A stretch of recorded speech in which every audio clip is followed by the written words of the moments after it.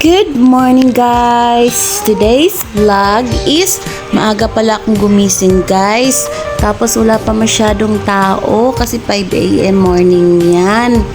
Ayan, inanuhan ko lang yung views ng bahay ko. Ayan guys, aalis ako guys. Pupunta ako dun sa market.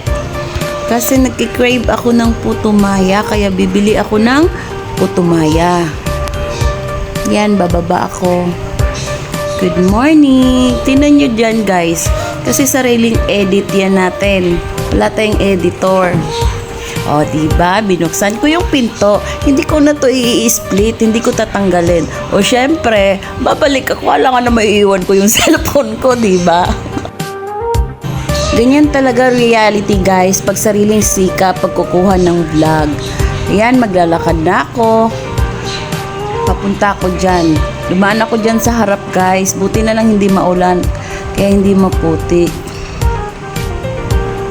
Ayan pala yung market namin guys. Sa mga kababayan ko na nandyan sa iba't ibang lugar. Namimiss nyo ba to? Ayan si ate. Nagluto ng hotcake. O diba? Sarap sanang bumili ng hotcake sa kanya. Mura lang yun guys. I'm sure. Kaso lang, putumaya talaga ka-crave ko. Ayan din, may suman din dyan. O diba, wala pa masyadong open sa tindahan kasi masyadong maaga pa yan guys. Dito talaga ako bumibili ng putumaya. Ever since, hindi pa kami pinanganak. Ito talagang masarap na putumaya guys. Ayan yung putumaya niya, nasa box. Mura lang yun guys. 20 pesos, tatlong supot na. Yan, bumili ako ng 40 pesos. Tapos nakilala ako dyan sa mga nakatambay dyan. Sabi niya, kasi 100 yung pera ko. Tapos walang buo.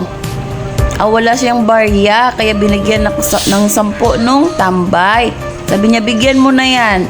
Binibideo pa naman niya yung mo.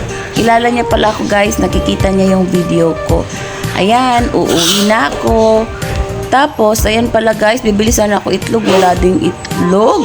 Sarado din pa kasi yung Lucky Bruce, yung grocery stores namin dito. Ayan, may mga suman din ng mga Muslim. Kasi nakabili na ako, itatry ko rin yan. Then, bumalik ako. Nakita ko yung ganda ng kamote. Kasing ganda ko. At bumili din ako ng saging. Alam nyo ba guys, mura lang yan. Bali 105 lang yung binayad ko dyan sa kanya. Pati kasama na yung kamote. O diba, yan pala kakainin ko guys. Kasi ayoko nang kumain ng marami. Magkakamote na lang ako or saging. At ayan, pauwi na ako. Saglit lang. Ayun, dadaan na naman ako sa mahiwagang lupa sa harapan namin. Hindi pa kasi ito tapos guys. Hindi ko alam kung anong gagawin dito ni Yorme sa harap. Parang park yata or ewan ko, hindi ko alam. Ayan guys, pauwi na ako. O, diba? Ibabalik ko muna yung yung cellphone ko dyan. Tapos, parang tanga lang, babalik na naman ako pag wala pa masyadong tao nakatingin sa akin. Hindi ko to i-split guys. O, tatawa na lang ako dyan. Ayan, pauwi na ulit. Bubuksan ko yung gate namin na maliit.